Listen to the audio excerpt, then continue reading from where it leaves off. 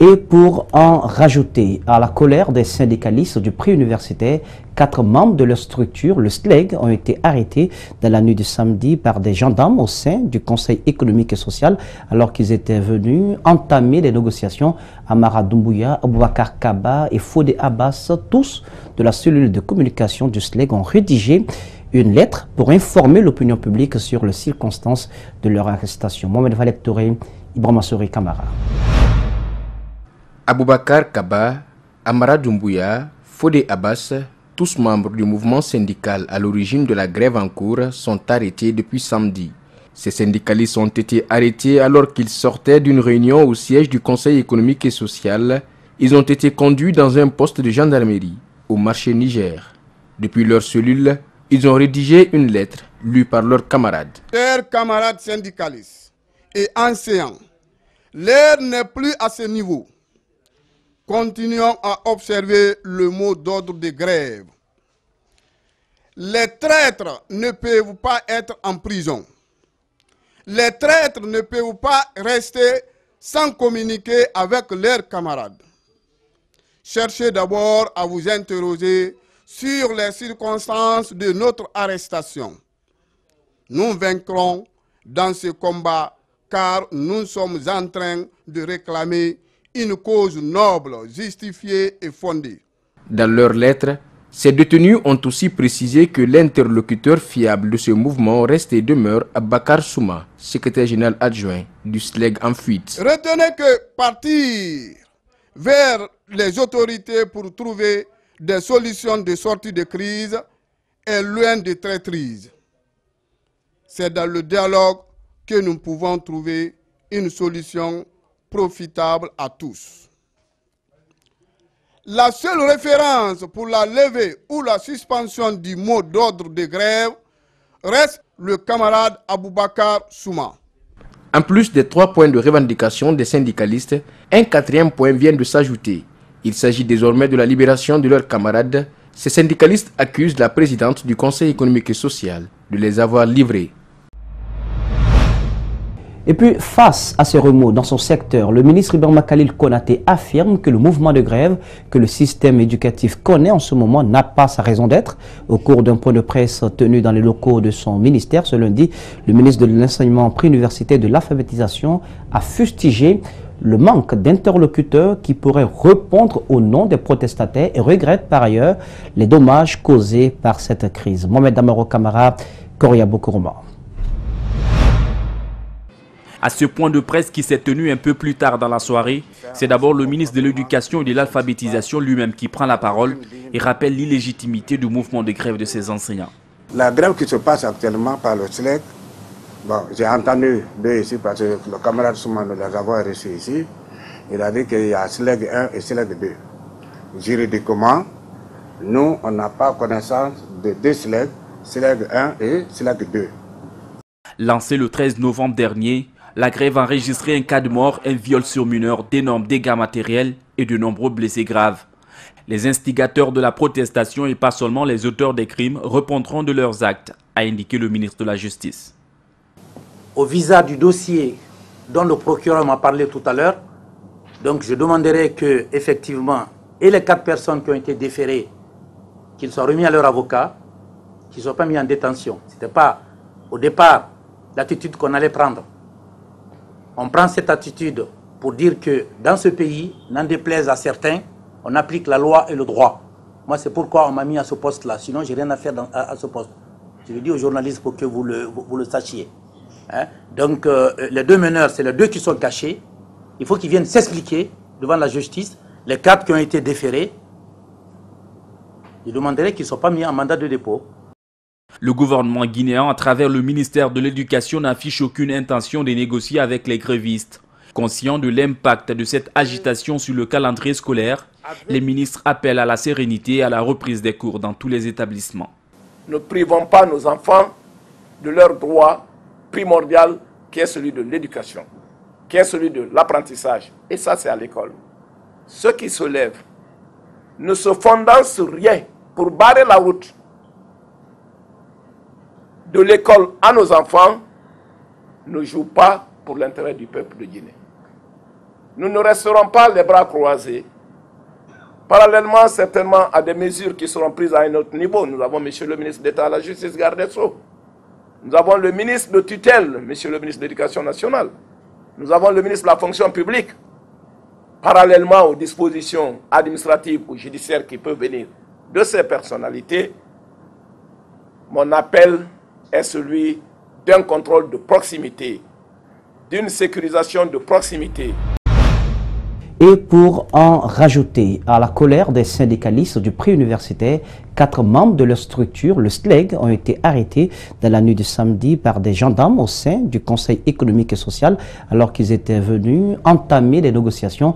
Amara Doumbouya, Aboubakar Kaba et Fodé Abbas, tous de la cellule de communication du SLEG, ont rédigé une lettre pour informer l'opinion publique sur les circonstances de leur arrestation. Mohamed Valek Touré, Ibrahima Souri Kamara. Aboubakar Kaba, Amara Doumbouya, Fodé Abbas, tous membres du mouvement syndical à l'origine de la grève en cours, sont arrêtés depuis samedi. Ces syndicalistes ont été arrêtés alors qu'ils sortaient d'une réunion au siège du Conseil économique et social. Ils ont été conduits dans un poste de gendarmerie au marché Niger. Depuis leur cellule, ils ont rédigé une lettre lue par leurs camarades. Chers camarades syndicalistes et enseignants, l'heure n'est plus à ce niveau. Continuons à observer le mot d'ordre de grève. Les traîtres ne peuvent pas être en prison.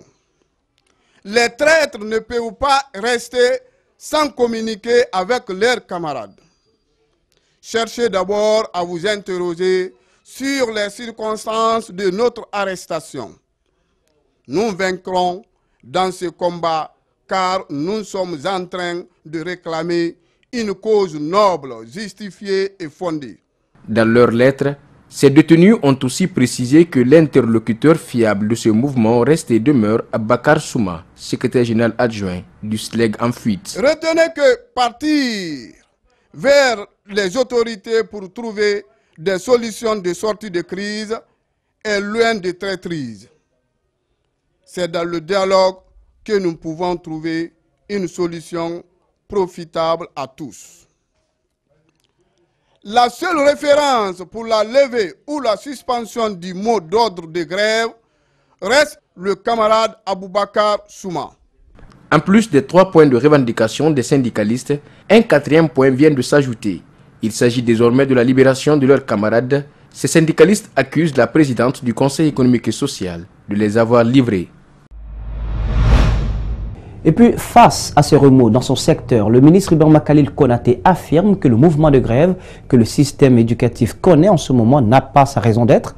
Au cours d'un point de presse tenu dans les locaux de son ministère ce lundi, le ministre de l'enseignement préuniversitaire de l'alphabétisation a fustigé le manque d'interlocuteurs qui pourraient répondre au nom des protestataires et regrette par ailleurs les dommages causés par cette crise. Mohamed Amaro Kamara, Korea Bokoroma. À ce point de presse qui s'est tenu un peu plus tard dans la soirée, c'est d'abord le ministre de l'Éducation et de l'Alphabétisation lui-même qui prend la parole et rappelle l'illégitimité du mouvement de grève de ses enseignants. La grève qui se passe actuellement par le SLEG, bon, j'ai entendu deux ici parce que le camarade Souma nous les avoir reçus ici. Il a dit qu'il y a SLEG 1 et SLEG 2. Juridiquement, nous, on n'a pas connaissance de deux SLEG, SLEG 1 et SLEG 2. Lancé le 13 novembre dernier, la grève a enregistré un cas de mort, un viol sur mineur, d'énormes dégâts matériels et de nombreux blessés graves. Les instigateurs de la protestation et pas seulement les auteurs des crimes répondront de leurs actes, a indiqué le ministre de la Justice. Au visa du dossier dont le procureur m'a parlé tout à l'heure, donc je demanderai que, effectivement, et les 4 personnes qui ont été déférées, qu'ils soient remis à leur avocat, qu'ils ne soient pas mis en détention. Ce n'était pas, au départ, l'attitude qu'on allait prendre. On prend cette attitude pour dire que dans ce pays, n'en déplaise à certains, on applique la loi et le droit. Moi, c'est pourquoi on m'a mis à ce poste-là. Sinon, je n'ai rien à faire à ce poste. Je le dis aux journalistes pour que vous le sachiez. Hein? Donc, les 2 meneurs, c'est les 2 qui sont cachés. Il faut qu'ils viennent s'expliquer devant la justice. Les 4 qui ont été déférés, je demanderai qu'ils ne soient pas mis en mandat de dépôt. Le gouvernement guinéen, à travers le ministère de l'Éducation, n'affiche aucune intention de négocier avec les grévistes. Conscients de l'impact de cette agitation sur le calendrier scolaire, les ministres appellent à la sérénité et à la reprise des cours dans tous les établissements. Ne privons pas nos enfants de leur droit primordial qui est celui de l'éducation, qui est celui de l'apprentissage. Et ça, c'est à l'école. Ceux qui se lèvent, ne se fondant sur rien pour barrer la route de l'école à nos enfants, ne jouent pas pour l'intérêt du peuple de Guinée. Nous ne resterons pas les bras croisés. Parallèlement, certainement, à des mesures qui seront prises à un autre niveau. Nous avons M. le ministre d'État à la Justice, garde des Sceaux. Nous avons le ministre de tutelle, M. le ministre de l'Éducation nationale. Nous avons le ministre de la fonction publique. Parallèlement aux dispositions administratives ou judiciaires qui peuvent venir de ces personnalités, mon appel est celui d'un contrôle de proximité, d'une sécurisation de proximité. Parlons toujours de manifestations, mais cette fois avec plusieurs dizaines de manifestants qui étaient ce lundi devant l'ambassade de la Libye en Guinée. Ils sont venus exprimer leur colère sur la situation tragique que traversent des centaines de jeunes migrants d'Afrique en Libye qui cherchent désespérément le chemin de l'Europe, les traitements inhumains, dégradants qu'ils subissent en Libye et surtout la traite dont ils font l'objet sont autant de raisons qui les révulsent. Vous allez le voir sur ces images, la tension était vive de ce côté. Certains jeunes ont même escaladé la clôture de l'ambassade de la Libye. Retour sur les moments forts de cette journée avec ce reportage signé Makiso, rendu en studio par Aminata Leno. C'est avec ces slogans hostiles à la représentation diplomatique libyenne en Guinée que les activistes de la société civile et certains issus des partis politiques ont exprimé leur indignation face à la barbarie dont sont victimes les migrants noirs africains. Le but de la manifestation est exprimé de part et d'autre par les activistes de la société civile. Sans omettre le rôle néfaste que jouent les pays occidentaux pour déstabiliser l'Afrique afin de permettre à leurs entreprises de venir s'accaparer des richesses au détriment des pauvres Africains. En définitive, le mouvement noir a-t-il un prix restera mobilisé et mènera des actions à court et à moyen terme jusqu'à la cessation définitive de ces actes ignobles, barbares et sauvages exercés sur ses frères et sœurs d'Afrique subsaharienne. Une seule exigence, celle du retour de l'ensemble des migrants victimes d'esclavage et de torture en Libye. Qu'ils instruisent leur gouvernement qui se trouve en Libye, leurs frères, leurs sœurs, ceux qui sont en train de faire ces exactions, qu'ils les instruisent d'arrêter aussitôt. Et puis de ramener, s'il faut, rapatrier, s'il faut, tous les Noirs qui se trouvent en Libye. Tous les Noirs qui sont en ce moment dans les prisons, qui sont emprisonnés par eux. Des Noirs qui sont esclavagisés par eux. Qu'ils les ramènent, qu'ils les rapatrient dans leurs pays respectifs. En toute sécurité. C'est tout ce que nous demandons. Plusieurs pays à travers le monde ont exprimé leur indignation suite aux exactions que subissent les migrants africains qui tentent de traverser la Libye dans le but d'atteindre l'Europe. Politique à présent, avec le commissaire de la Commission électorale nationale indépendante et les acteurs impliqués dans le processus électoral. Eh bien, ces acteurs se sont réunis ce lundi pour partager des informations sur les activités électorales. La réactualisation des bureaux de vote et la gestion des candidatures ont été au centre des échanges. C'est un reportage signé Djibril Ba et Amar Alexis que je vous propose. La Commission électorale nationale indépendante se conforme aux contraintes et aux réalités des 142 circonscriptions du pays. L'institution est amenée dans ce sens à se concerter avec les acteurs du processus électoral sur des éventuels changements de la cartographie électorale. Encore, elle doit mettre à la portée des candidats des communales les critères à suivre pour être éligibles. Ce matin, nous sommes là au sein du comité interparti pour expliquer les grandes opérations qui sont lancées. Premièrement, c'est cette opération de mise à jour des listes électorales provisoires. Et conformément à la loi, cette mise à jour va consister à mettre les électeurs dans les bons bureaux et dans leur district conformément à la nouvelle loi électorale révisée. L'institution électorale, au cours de la réunion, met à la disposition des acteurs concernés des kits électoraux pouvant les guider, ce qui rassure des partis politiques représentés par la mouvance et l'opposition. Ces représentants sont aussi réconfortés par des travaux du comité de suivi des accords politiques, dont la résultante est la mise en place d'un CIP, comité interparti. Je crois que ça fait longtemps que nous n'avions pas ça. Et c'est aussi l'instant de saluer le nouveau leadership de la CENI. Nos sentiments sont des sentiments de satisfaction, mais aussi de fierté. Le dépôt des candidatures des élections communales est prévu le 6 décembre pour prendre fin le 20 de ce mois. Dans la foulée, les commissaires envisagent en outre la formation des agents électoraux en janvier et ne veulent plus que la mise à jour des listes électorales et leur affichage soient assurés par les présidents des conseils de quartier à quelques jours du scrutin. Et en ce qui concerne l'audit du fichier électoral, une des commissaires affirme l'engagement de ses pairs à bien étudier les offres des cabinets d'audit avant la soumission à l'administration des grands projets. Il faut signaler que ces offres ont été lancées depuis le 30 septembre dernier. Jenab Kamara est au micro de Djibril Bar. L'audit, c'est pour les élections à venir, donc les élections législatives 2018, l'élection présidentielle de 2020, c'est le point de départ. Donc sur les 6 cabinets, nous sommes en commission, c'est ouvert. L'ouverture des plis a eu lieu devant les acteurs du processus. Donc les membres du comité de suivi étaient là, représentés par la mouvance, l'opposition, la société civile qui siège au comité de suivi. Le ministère de l'administration du territoire y était aussi.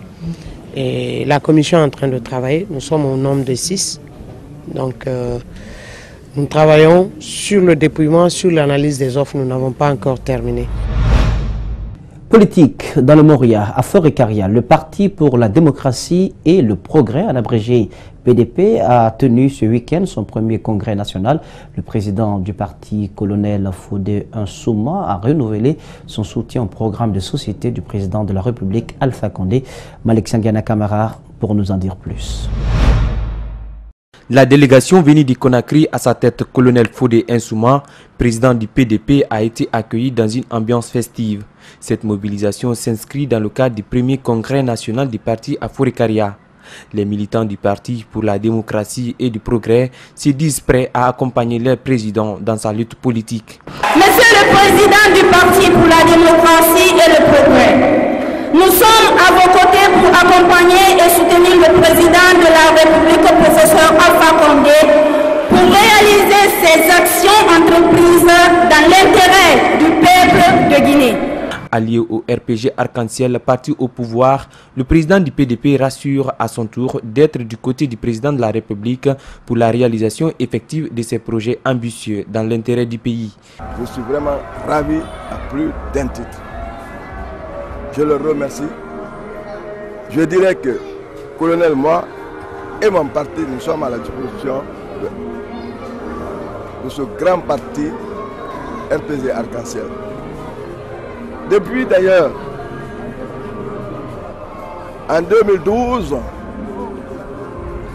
j'ai allié mon parti à RPG Arc-en-Ciel. Quand il y a de ces moments, nous sommes ensemble. Les élections communales et communautaires arrivent à grands pas. La préfecture de Forêt-Caria est dans des besoins urgents pour son développement, emploi des jeunes, manque d'infrastructures sociaux de base ou d'infrastructures routières, l'insalubrité, autant de défis que le président du PDP compte relever pour sa ville natale.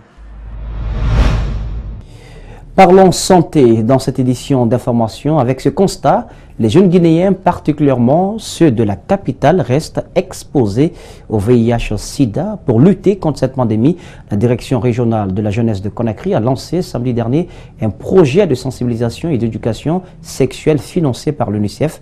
Malik Sangiana Kamara, Ibrahima Souri Kamara. La couche juvénile est de plus en plus touchée par le VIH-Sida.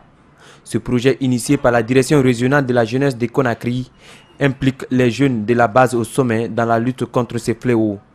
Dénommé Ado Jeunesse, le projet va consister à donner d'amples informations aux adolescents sur le sida et les amener à se faire dépister pour une meilleure santé. Le taux de prévalence très élevé dont les jeunes en sont vulnérables dû à leur activité sexuelle non protégée. C'est à cette occasion que nous pensons que ce projet appuyé et financé par l'UNICEF est la bienvenue dans la ville de Conakry. Ce projet touchera les salons de coiffure, 18 maisons des jeunes, les débarcadères, les motels, les bars, les serres des femmes et les groupements des associations, les ONG. Mobilisation totale des jeunes pour le lancement de ce projet qui va durer 3 mois. Le directeur du cabinet du gouvernorat se réjouit. Moundour Chérif souhaite voir à la baisse le taux de prévalence qui est de 2,4 à Conakry. Nous avons dit et nous répétons que le moment est grave. Le moment est très grave dans la mesure où, avec un tel taux, nous avons tendance à féliciter les jeunes parce qu'ils sont venus nombreux. Cet enthousiasme du début ne doit pas nous distraire. Il doit faire en sorte que nous échangions afin que les jeunes se sentent autant que possible responsables aujourd'hui de leur propre devenir.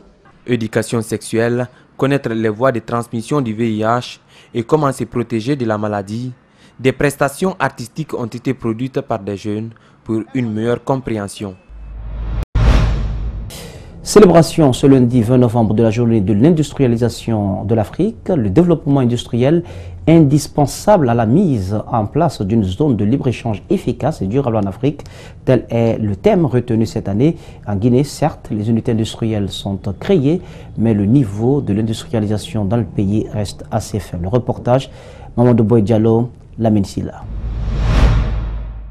Instituée en 1990 par l'Assemblée générale des Nations unies, la journée de l'industrialisation de l'Afrique vise à sensibiliser le secteur privé ainsi que l'opinion africaine sur l'importance des industries pour un développement durable des États africains dont la plupart des économies dépendent de l'aide extérieure. 86 unités industrielles ont été créées en Guinée depuis 2011 selon le ministre de l'Industrie et des PME. Le pari à gagner reste leur rentabilité. Nous avons une panoplie, en tout cas d'entreprises de premier ordre qui tournent autour de 86, qui ont été implantées depuis 2011 sur l'ensemble du territoire national et dans tous les secteurs d'activité. Nous avions aussi des industries qui appartenaient au patrimoine de l'État, qui étaient des industries anciennes qui avaient été privatisées mais qui malheureusement n'ont pas pu connaître l'épanouissement qu'il fallait, donc qui ont été ramenées dans le portefeuille de l'État. Les unités industrielles restent confrontées à des difficultés, notamment l'accès au financement, l'organisation et la mise à niveau. Ces contraintes affectent sérieusement la survie même de ces entreprises, d'où l'élaboration d'un programme d'appui aux PME en rapport avec la Banque mondiale. Cette année, le département annonce un budget d'investissement de 68 milliards de francs guinéens qui seront affectés à plusieurs niveaux. Ça va nous permettre de construire des centres d'appui dans 4 des 7 régions administratives du pays. Ça va nous permettre d'acquérir un centre d'appui aux PME pour la région de Conakry. Ça va nous permettre de protéger les sites industriels que nous avons sur le territoire national, à savoir Fanyé et Kouria, puisque Masaya est déjà protégé, et l'identification de nouveaux sites à l'intérieur du pays. L'industrialisation reste un vecteur de développement et de croissance. De ce fait, des efforts doivent être fournis pour la mise en place de zones de libre-échange. Une vingtaine de jeunes sont à l'école de formation sur les techniques de gestion d'entreprise. L'initiative est du ministère de la Jeunesse avec un financement du PNUD. Durant 3 jours donc, les participants vont se familiariser avec les thèmes comme l'entrepreneur et son activité, la stratégie du marketing ou encore l'idée d'entreprise. Mariama Fodé Camara, Korea Bokoroman. La problématique de l'emploi des jeunes est un enjeu majeur pour les États.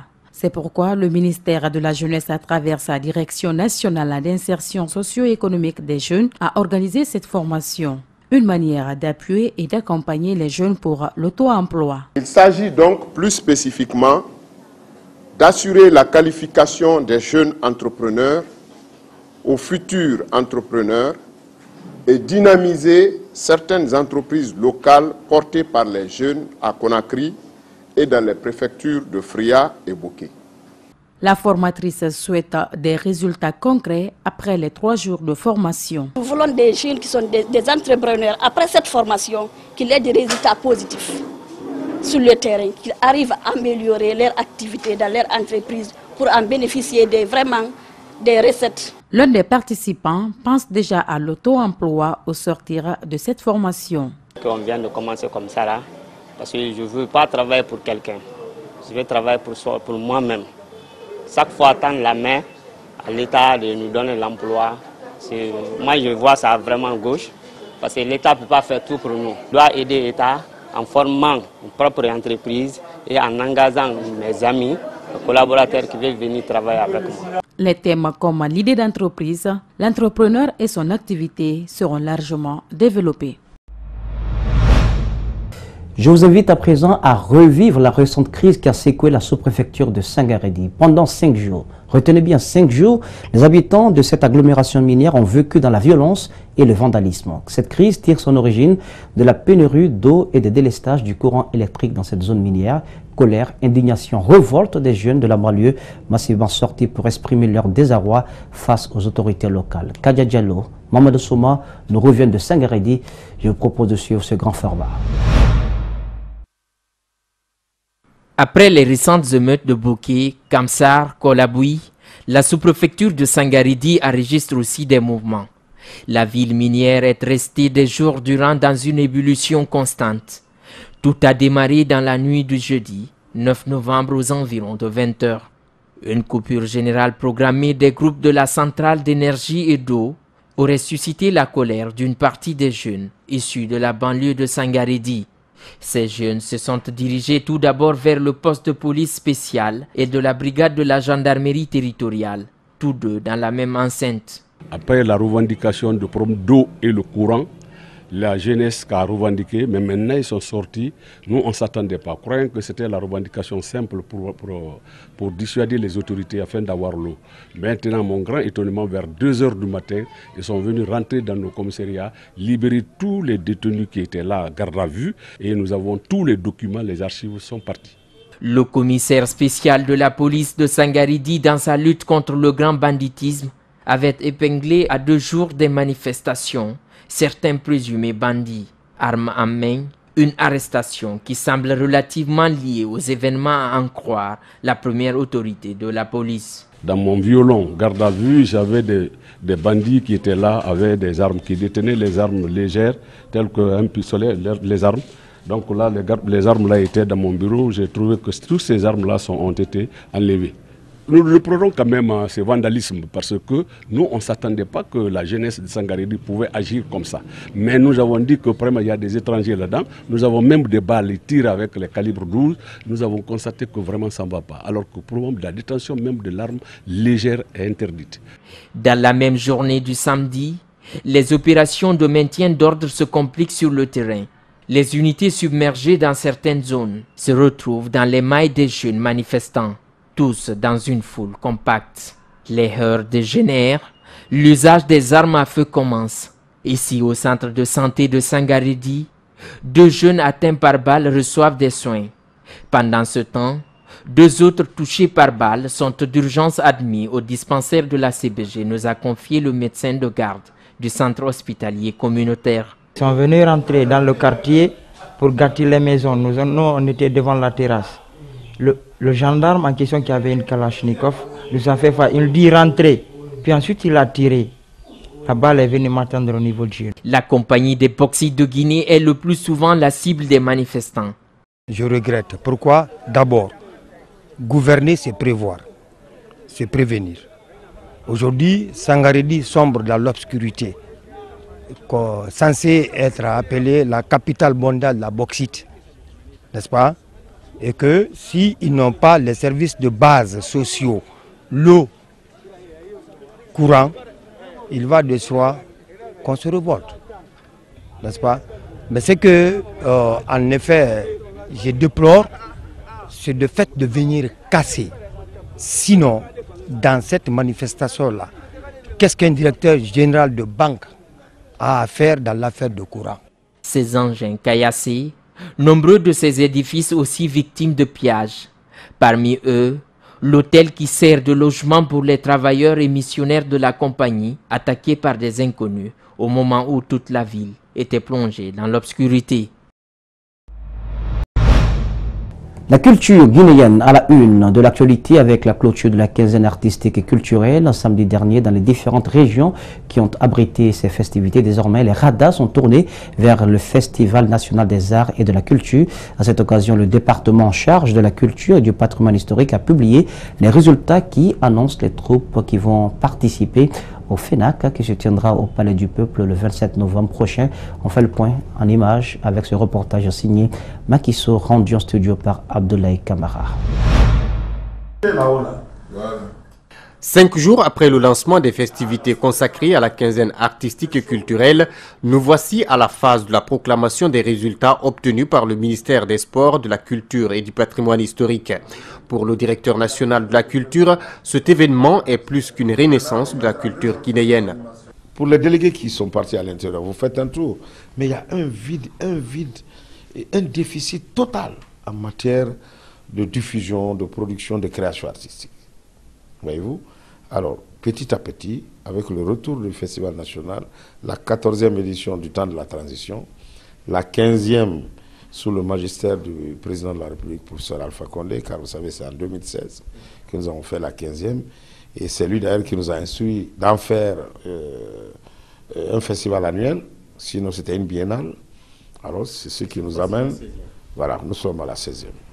Ces différentes troupes qui sont retenues pour le Festival national des arts et de la culture se retrouveront tous au Palais du Peuple et le programme est dressé comme suit. Ça va être la fête parce qu'il y a un plateau qui sera installé avec son et lumière. Et disons, on va dire à partir de 14 h jusqu'à, je ne sais pas, X heures, il y aura la musique. D'accord?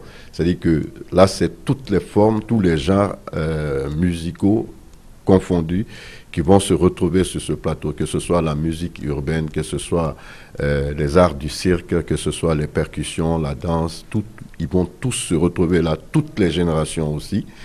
L'ouverture de la cérémonie du Festival national des arts et de la culture qui se tiendra le 27 novembre prochain sera présidée par le chef de l'État, le président Alpha Condé. Et prenons à présent la direction de la Haute-Guinée, précisément à Kérouané. Cette ville, vous vous en souvenez sûrement, a connu récemment des manifestations de rue pour réclamer, entre autres, des infrastructures publiques. Eh bien, en attendant la satisfaction de ces réclamations, l'heure est à la sensibilisation. C'est au tour du Curon que les jeunes de Kérouané ont été invités à s'unir pour préserver la quiétude sociale. La finale du tournoi interquartier s'est jouée samedi dernier au stade Sidi Yaya Touré. Cette rencontre a opposé le quartier Mbalia à celui de Nounou Touré. Le trophée porte le nom de Dr Moussa Konaté, directeur général de la pharmacie centrale de Guinée. Au terme de la rencontre, c'est le quartier Mbalia qui a remporté cette première édition. Idrissa Bari était notre envoyé spécial. Initié par la direction communale de la jeunesse de Kérouané, ce tournoi a mis aux prises 4 équipes venues des quartiers du centre urbain.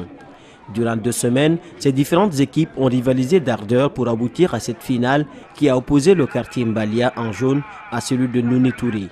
Pour les organisateurs, l'idée est de fédérer la jeunesse de Kérouané autour de la paix. On a pris cette initiative d'organiser un tournoi d'interquartier pour que les jeunes se donnent la main, pour que la préfecture avance. Le coup d'envoi de cet ultime match a été donné par Amadou Damaro Kamara, président du groupe parlementaire de la mouvance, qui a prodigué des conseils aux protagonistes avant le début des hostilités. Celui qui gagne, Kérouané a gagné. Celui qui perd, c'est juste perdre un match, mais Kérouané aura gagné. C'est ça le fair play. Il n'y a pas d'animosité. Tout est fait dans le cadre de l'amitié. Après 90 minutes de jeu, aucune des équipes n'a pu trouver le chemin des filets. Il a fallu les séances de tir au but pour que le quartier Mbalia s'adjuge le titre de cette première édition dotée du trophée. Dr Moussa Konaté. Aujourd'hui, nous voyons que dès que la jeunesse est engagée, dès que la jeunesse est responsable, la paix règne. Et dès que la paix règne, il va sans dire qu'il y a le développement. Et à cette jeunesse de se mobiliser comme un seul homme, et comme elle a toujours fait pour soutenir le président de la République, et cela dans la paix et dans la cohésion. Et aujourd'hui, il y a assez de projets de développement qui sont dans la préfecture, et nous sommes en phase de négocier d'autres, nous sommes aussi en phase d'exécuter d'autres projets. Récemment, la jeunesse de Kérouané avait battu le pavé pour réclamer des projets de développement, mais aussi de l'emploi. Au dire des organisateurs de ce tournoi, cette compétition constitue donc un levier pour la réunification de tous les jeunes de la localité. Voilà, mesdames et messieurs, comment nous reformons portes et fenêtres de cette édition d'information. Cadrage pour vous, Ibrahim Souri Kamara était présent à la régie Lamine Sidibé, le tout sous la supervision technique d'Ali Kaba et de Francis Collier. L'info, c'est aussi, n'oubliez pas, sur espace-tv-guinée.info. Merci de votre aimable attention. Passez une excellente suite de soirée sur Espace TV. Regardons mieux.